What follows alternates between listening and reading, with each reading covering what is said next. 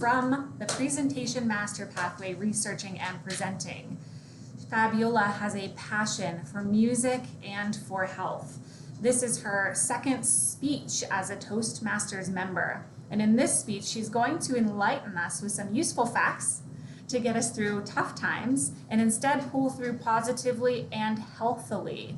Please help me welcome Fabiola as she presents Music, Your Not So Silent Partner in Wellness. Thank you, Madam Toastmaster, for that introduction. Good morning, fellow Toastmasters and esteemed guest. I'd like to invite you to, just for one moment, bring to the forefront of your mind a song that makes you feel good. Do you have it? Is it a love song, a lullaby, a church song, or maybe a Christmas song?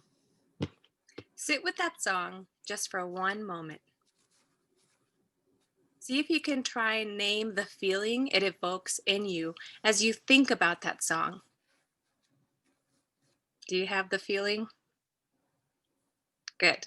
Well, congratulations. You have just accessed your tool to wellness. In today's speech, I will reveal how music affects both our psychological health as well as our physiological health. A very timely topic, I would say, during our time of COVID and the pandemic and other stressors in our lives. First, I would like to talk about how music affects our brain. Have you noticed that wherever we go, there's always music playing in the background? Or often there's music playing in the background. So at the gym, at the grocery store, at the mall, at home while we're in the shower, on our drive to work, at work, on a drive back from work, it's kind of always playing in the background for most of our day.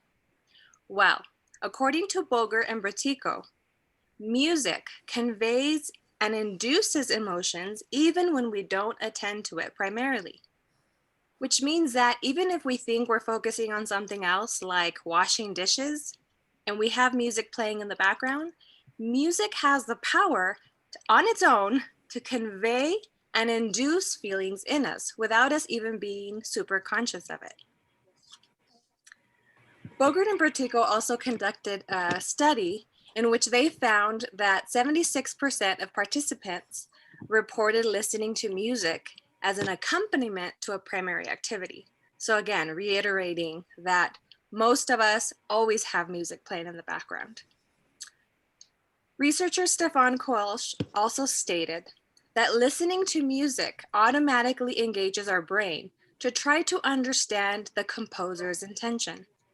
So whether we're aware of it or not, our brain just subconsciously goes into automatic trying to decipher the emotions behind the composer's lyrics and the way they convey that lyric. Furthermore, McGrady and Atkinson state that music affects our brain function as it moves through our auditory cortex directly into our limbic system, which is part of our emotional response system. And it stimulates the release of endorphins, which are those feel-good chemicals. Fukui and Toyoshima found that music has been used for the neuropsychiatric treatment in hunter-gatherer cultures for many, many years. And it actually affects the cranial nerves in humans from the time that we are fetuses to adults.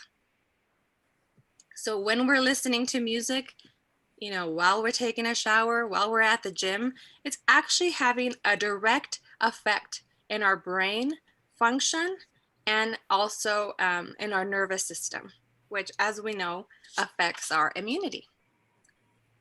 To reiterate, Fukui and Toyoshima also state that music facilitates regeneration and repair of our cerebral nerves by adjusting the secretion and hormones, which leads to cerebral plasticity. So again, that health and adaptability that our brain can have to our environment, to stressors.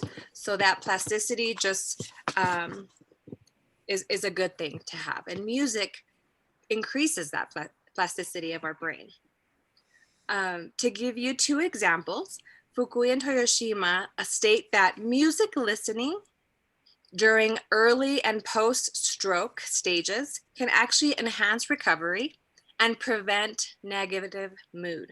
And we all know we like to avoid negative moods, especially with our patients and loved ones that we love so much, but it's hard enough.